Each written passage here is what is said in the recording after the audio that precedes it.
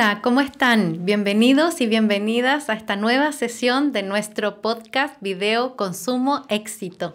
En esta ocasión me acompaña una persona que conozco hace algún tiempo. Él es Claudio Ortiz, es el vicepresidente del Retail Financiero. Hola Claudio, ¿cómo estás? Hola Francisca, muchísimas gracias por la invitación. Gracias a ti por acompañarnos. La verdad es que este podcast tiene por objeto manifestar ciertos hilos comunicantes, ¿cierto? Para todos aquellos que estamos en el mundo del derecho al consumo, y tu visión nos parece especialmente relevante a la hora de poder tener esta conversación. Cuéntanos, Claudio, ¿qué hace el retail financiero? Bueno, la industria del retail financiero es una industria que comenzó a gestarse en nuestra economía a comienzos de los 90 y copó un nicho muy importante que estaba desatendido por la banca tradicional, y esta industria comenzó desarrollando los créditos de consumo en los segmentos de menos ingresos de la población. Entonces ahí copamos un nicho muy relevante y en definitiva se ha ido desarrollando y hoy día es una industria muy importante. Esta industria hoy día administra en torno a 10 millones de tarjetas de crédito, cerca de 300 millones de transacciones al año. Tenemos aproximadamente en torno a 6 millones de clientes, lo cual es una industria muy robusta, y el foco principal es créditos de consumo en los sectores medios bajos, digamos, de nuestra población. ¿Cuándo llega Claudio Ortiz al retail financiero? ¿Y cómo también llega? Bueno, yo llevo muchos años en esta industria. Yo partí a comienzos de los 90, específicamente el año 95, cuando me tocó ser gerente general de la Cámara de Comercio de Santiago. Estuve 12 años y posteriormente, a partir del año 2007, dejo la Cámara de Santiago y creo este nuevo gremio. Este gremio reúne a las principales empresas del retail, sus divisiones financieras. Así que ya llevamos desde el 2007 a la fecha cerca de 14 años. 14 años, así mira, o sea, tiempo. Es un mundo que ha pasado, conoces mucho Así desde el es. ámbito. Y como asociación gremial, cuéntanos, ¿cuál es tu visión? ¿Qué impacta, cómo impacta más bien, ¿no? Para el retail financiero los temas del derecho al consumo? Bueno, yo diría que lo primero, Francisca, en estos tiempos, cualquier industria, cualquier empresa que quiera ser moderna, innovación y con una mirada de futuro, pensando en la sostenibilidad, no puede dejar de tener como primer punto, digamos, de trabajo el quehacer del consumo. Claudio. O sea, los consumidores pasan a ser el centro de nuestra acción. Y yo diría que, te puedo decir, en mi caso como gremio, me atrevería a decir que prácticamente las 24 horas del día están puestas en los temas del consumo y los consumidores. Hemos hablado con muchas personas de distintos ámbitos, fiscales de empresas, directores de empresas, gente de la autoridad, y todos nos hablan del mismo relato. ¿Siempre fue así? ¿Siempre existió esta visión? Yo diría que no. Yo diría que desde la era de la revolución industrial, por ejemplo, las empresas producían el producto que el dueño de la empresa creía que era, digamos, de importancia. Él lo creaba, lo diseñaba y lo vendía con la mejor de las intenciones, tratando de impactar, digamos, a las personas. Y es de las últimas, yo diría, 3 décadas en que hay un cambio sustancial, en que el quehacer de las empresas se coloca, digamos, con un foco en que parte con los consumidores. Yo, antes de hacer cualquier idea de emprendimiento, primero prospecto, digamos, dónde están las necesidades, digamos, dónde están los requerimientos de los consumidores, y recién desde ahí yo comienzo a gestar, digamos, un emprendimiento. En el rol del derecho del consumo y como agencia gremial, ustedes ven temas financieros fundamentalmente. ¿Qué rol juega el CERNAC aquí? Yo creo que el CERNAC ha jugado un rol muy importante en los últimos 20 años, porque por lo mismo que yo hablaba anteriormente, el derecho al consumo siempre fue como el hermano pobre dentro de las regulaciones. Claro. Siempre el foco estuvo puesto, sobre todo en el mercado financiero, puesto fundamentalmente en los temas de solvencia del sistema. Mercado, ¿no? Temas de mercado. De tener un sistema solvente, que generara confianza. ¿Ah? Y esto hay que tenerlo también claro, que vivimos un periodo muy complejo durante los 80, donde el mercado financiero estuvo en una crisis de la mayor importancia. Entonces, a continuación, la mayor preocupación de las autoridades que vinieron fue en la solvencia, en la robustez del sistema. Entonces, cuando ya de alguna manera se dio cuenta de que teníamos un sistema bancario, un sistema financiero robusto y sólido, como que comienza a gestarse esta nueva mirada regulatoria.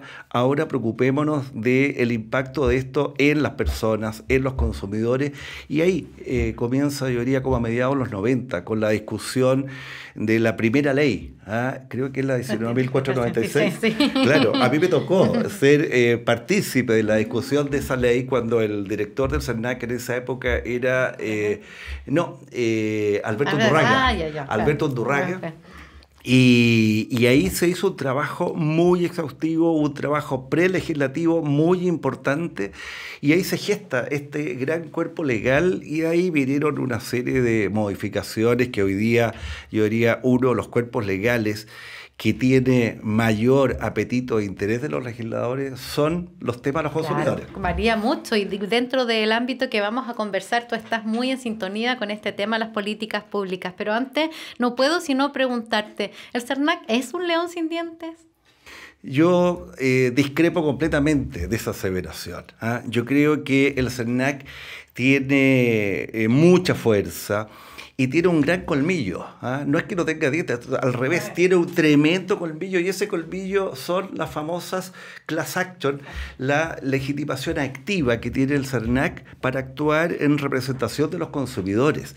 Y eso le genera un poder tremendo, sobre todo de cara a las grandes empresas. Por un tema reputacional, las empresas no pueden estar especulando y estar permanentemente en juicios con el CERNAC.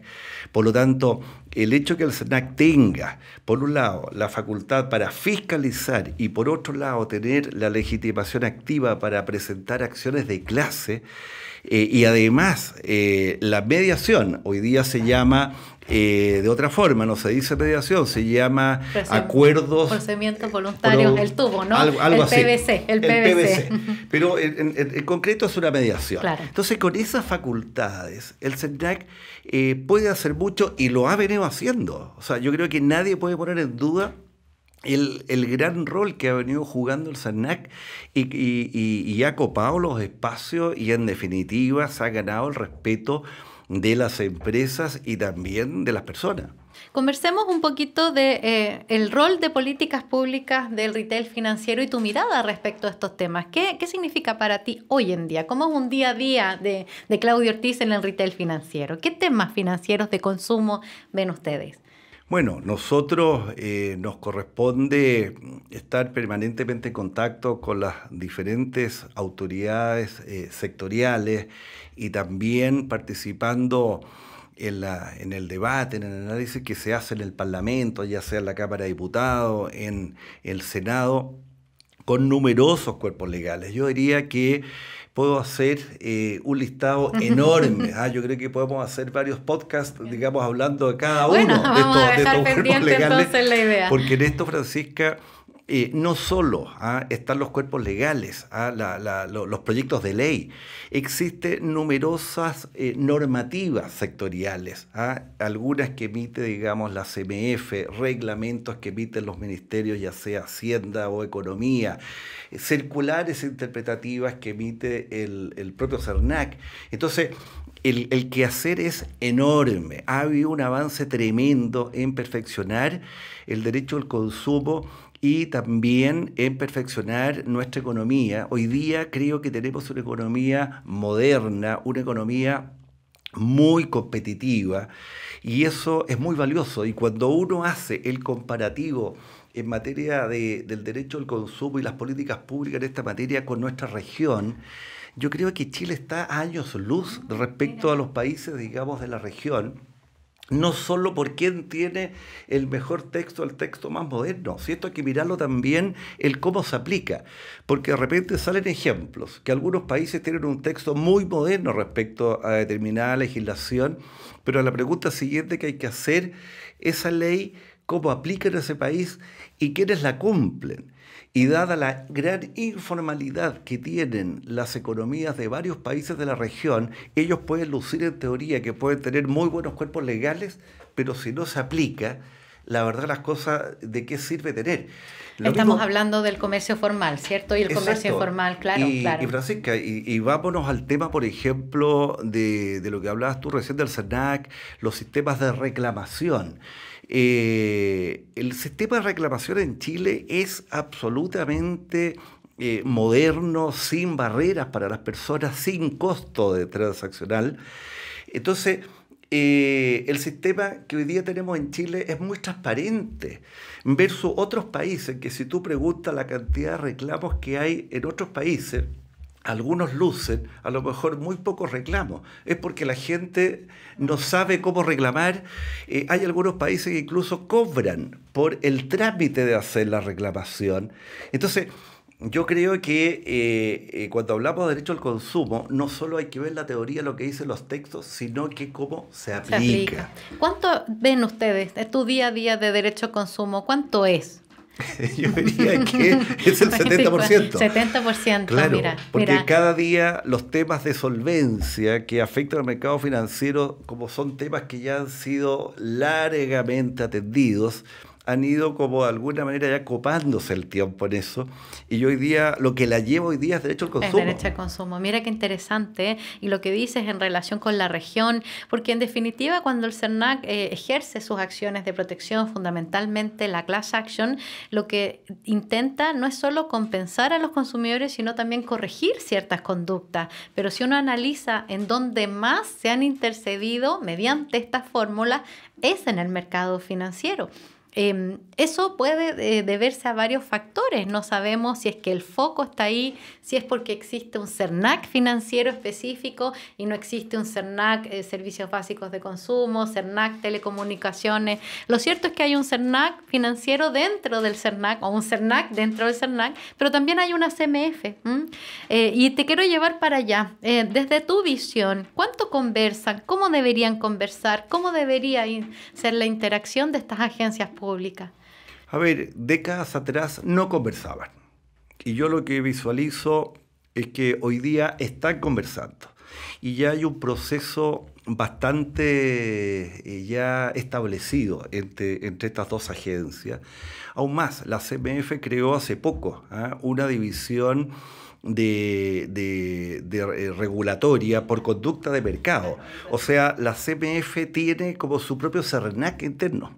Entonces eso hace que la CMF, que antes su principal preocupación era la solvencia del sistema financiero, hoy día abrió un espacio importante con esta división que dirige Daniel García, y lo ha hecho excelente, digamos, en materia de el seguimiento al comportamiento de la conducta del mercado. Y tengo entendido que ellos conversan mucho con el SERNAC, entonces hay coordinación. Obviamente cada día puede ser mejor, pero en definitiva se ha avanzado mucho en eso. Desde tu mirada, entonces, tú notas cierta coordinación regulatoria en lo que decías de circulares, reglamentos, personas que conversan para que el mercado y los clientes, los consumidores y todos avancemos. Y en definitiva, en el derecho del consumo, tratamos de evitar que las cosas, los conflictos pasen y nos vamos al ámbito de las buenas prácticas. Ahora te llevo para allá. Yo sé que ustedes han tenido iniciativas importantes en el tiempo, en el ámbito de las buenas prácticas. ¿Nos quieres contar, por ejemplo, la experiencia en materia de retractos? Si están pensando algo así también ahora pronto. Bueno, en eso nosotros hemos desarrollado algunos proyectos de gran importancia.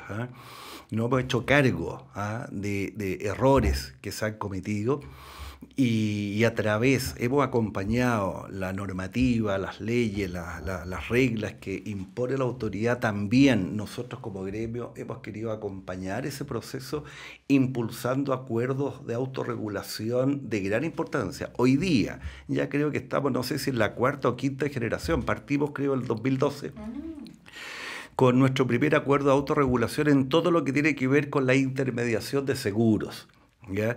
Y este acuerdo, yo quisiera destacar más que ahora entrar en el detalle, lo más relevante es que este acuerdo, Francisca, no solo está firmado por todas las empresas que componen el gremio, lo más relevante es que este se audita año a año. Todos los compromisos que están en ese acuerdo se auditan anualmente.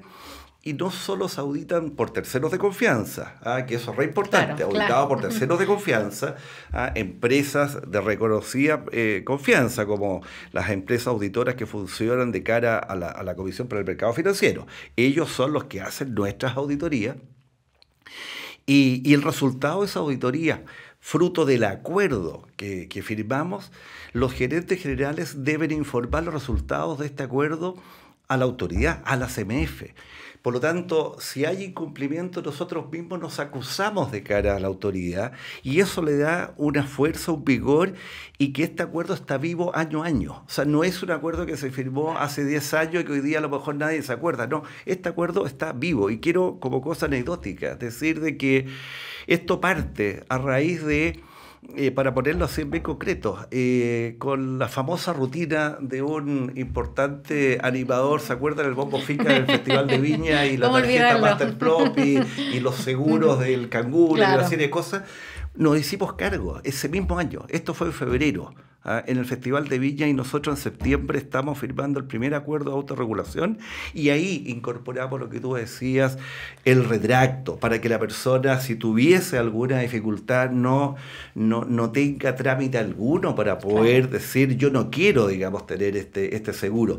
Los seguros nuestros son todos voluntarios. Entonces, desde esa perspectiva, hemos tenido un trabajo enorme. Todo esto lo hemos hecho de cara a la CMF y por ende toda la información está arriba de la mesa y nos tiene muy contentos porque eso de alguna manera nos ha hecho mostrar que los gremios podemos colaborar activamente con todos aquellos detalles que a veces los legisladores no pueden entrar en mucho detalle. Nosotros hemos complementado eso con nuestro acuerdo. Es lo que se espera, ¿no? O sea, como industria, bueno, en algún momento estuvo bastante demonizada la palabra autorregulación, que al final era una desregulación, pero quizás avanzar en conceptos como corregulación o ayudar al fiscalizador con estos, dices tú, como si al final quien conoce el proceso es la propia industria, es la propia empresa que se reúne, ¿cierto?, con sus miembros del gremio para mejorar y generar esas buenas prácticas. Entonces estás en el ámbito de las buenas prácticas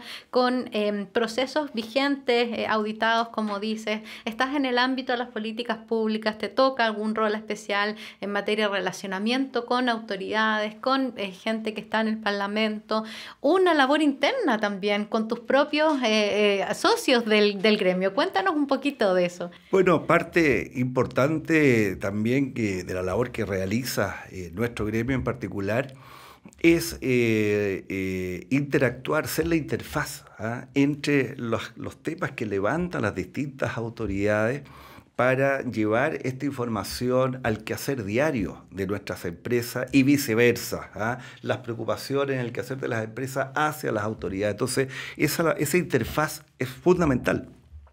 Y también, dado todo lo que escuchamos nosotros, de lo que se discute en el Parlamento, lo que plantean los distintos ministerios sectoriales que tienen que ver con estas materias, eso nos permite también a nosotros tratar de educar con estas preocupaciones hacia el interior de las empresas para ir logrando un trabajo más armónico.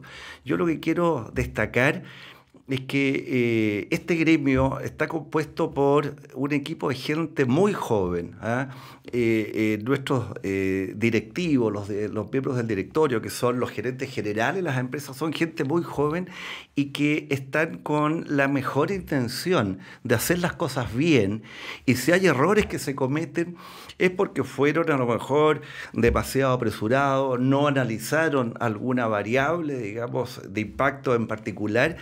Pero está la mejor intención de querer hacer las cosas bien. El centro de nuestro quehacer es el consumidor. Entonces, queremos avanzar en una industria sostenible en el tiempo y por ende tenemos necesariamente que desarrollar todo un trabajo armónico con el mercado. También reconocemos, Francisca, que el mundo del mercado financiero es complejo, son contratos difíciles de leer y esto no solo pasa en Chile, este es un problema en el mundo. Entonces, tenemos que hacernos cargo de ese problema, que aunque nosotros cumplamos las normas y que tengamos la tranquilidad que el contrato está bien hecho, está muy requete revisado, no es suficiente. Siempre es mejor avanzar en esas cosas. Tenemos que necesariamente nosotros capacitar, educar. Estamos ahora empeñados en lanzar en los próximos meses una importante campaña de educación financiera en que queremos, por un lado, educar a los consumidores, queremos educar también a la gente que trabaja en las empresas para dar mejor respuesta a las personas. Y yo creo que en esto, y quiero aprovechar esta oportunidad, Francisca, para también dar un mensaje hacia nuestras autoridades, en que, dado que este tema es de la mayor importancia en nuestra economía, creo que estas materias deben ser parte de los currículum habituales en los colegios, en enseñanza media, como también en las universidades. Tenemos que transmitir esta información de lo que es administrar un presupuesto familiar, lo que significa el usar un medio de pago, digamos, electrónico, y que los jóvenes salgan con esa conciencia. Mira, lo mismo que se ha hecho con los temas del medio ambiente. Claro. ¿Por qué no podemos hacer con esta materia? Y es una labor de todos, yo creo, Claudio, o sea, de nosotros como consumidores con nuestros deberes y no solo los derechos, de las autoridades públicas, del sistema de políticas públicas y también de ustedes, ¿no? ¿Por qué no decirlo? Que es bueno que también consideren que hay un rol ahí importante que ustedes pueden cumplir en pos de generar esta educación o sea, tenemos niveles tan precarios en lo que refiere a cultura financiera que es muy importante que todos caminemos hacia la misma senda y en el mismo sentido de tener a este consumidor que logre entender. Son la CAE, la CTC, son conceptos tan técnicos cuando uno va a revolving, en fin, tanta cosa que hay en materia financiera cuesta mucho más. Y te digo una cosa, Francisca, en esa dirección, a todos nos interesa que el consumidor esté con más información, más empoderado, porque un consumidor en esas condiciones fortalece la economía, fortalece el mercado, fortalece la competencia, y nosotros como gremio nos interesa impulsar, promover un mercado más competitivo, más transparente, porque así todos nos sentimos más seguros y haciendo las cosas bien. Claro, y con productos más sofisticados en la medida que también el desarrollo del mercado así lo puede hacer, ¿no? En off también conversábamos que esto es un universo y hay que apuntar de a poco distintos segmentos, distintas capacidades de las personas en términos de el estudiante, el que está absolutamente digitalizado, el que no, por rango etario, por sexo, por ubicación geográfica. En verdad hay mucho que se puede hacer por ahí. No puedo preguntar, no puedo pasar la ocasión de preguntarte los desafíos que generó para tu industria la pandemia. Tremendo, gran desafío, pero al mismo tiempo esos desafíos, Francisca, nos generaron enormes oportunidades, porque la pandemia fue el gran gatillante por así decir, del futuro consumidor. ¿Y quién es este futuro consumidor? Bastante la pandemia veníamos con una serie de literatura que hablaba de la quinta revolución industrial, la economía digital, y veníamos a un paso gradual avanzando en esa dirección y de repente no fue un gobierno, no fue un gran gurú, digamos, internacional, sino que fue esta pandemia lo que nos empujó a adoptar nuevas maneras de relacionamiento. Y la pandemia genera un nuevo consumidor. Entonces, eso nos obliga a nosotros hoy día estar mirando eso, el futuro, esta nueva forma de relacionarnos. Nosotros hoy día el eje de nuestro quehacer fundamental es el nuevo consumidor y la industria de los medios de pago. Más que hablar de la tarjeta de crédito tradicional, que ha sido nuestro histórico, digamos, producto claro, digamos, que nace a comienzos de los 90, hoy día el gran tema son los medios de pago electrónicos, las pasarelas electrónicas. Hablamos de que el modelo de 4 partes, el modelo de 2 partes, veníamos del modelo de 3.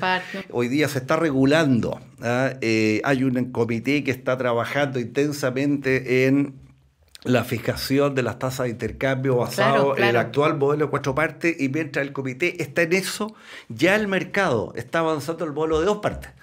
Entonces hay un dinamismo tremendo en la industria de los medios de pago. Hoy día en Chile prácticamente el 60% de las transacciones, gracias a la pandemia, se están haciendo con medios de pago electrónicos. Ante la pandemia estábamos en torno al 40%.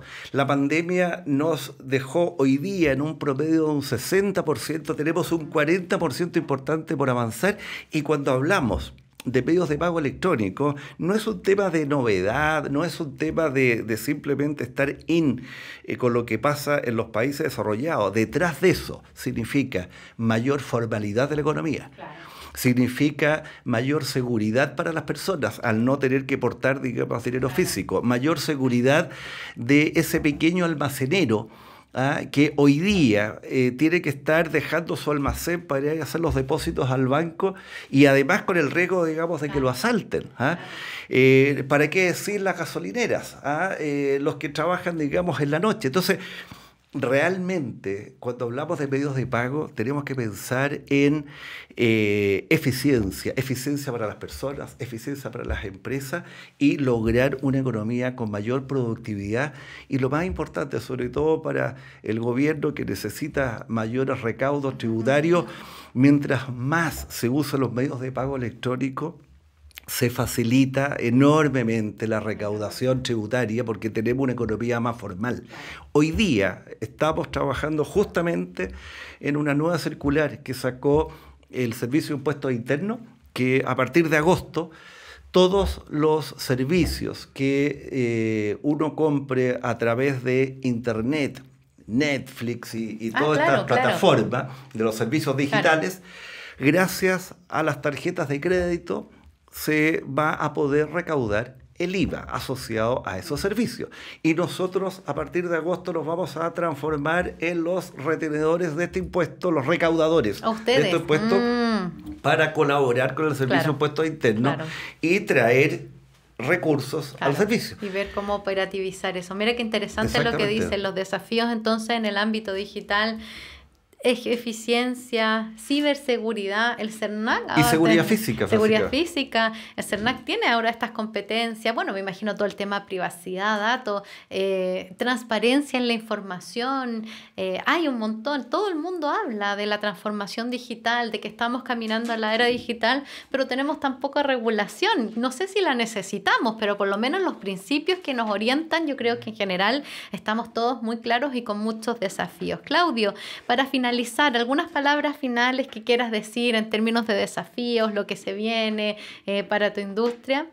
Yo diría que en lo que se viene, lo que está pendiente, y tú por ahí lo esbozaste a la pasada con esta economía digital, los nuevos consumidores, un gran tema pendiente, dos grandes temas pendientes que tenemos que abocarnos en los próximos meses, no los próximos años, los próximos meses, porque es algo urgente y tiene que ver con la nueva regulación en materia de protección de datos personales y regulación futura en materia de la ciberseguridad.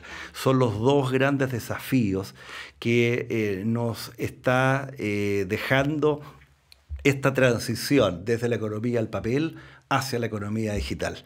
Así que hacia allá es la invitación a nuestras autoridades, nuestro Congreso, de que avancemos rápido en esa materia, porque eso va a permitir consolidar de mejor manera este proceso hacia una economía más moderna usando todas las tecnologías de la información. Muchas gracias, Claudio Ortiz, por estar presente en nuestra sesión de Consumo Éxito, y los dejamos muy invitados para nuestra próxima sesión.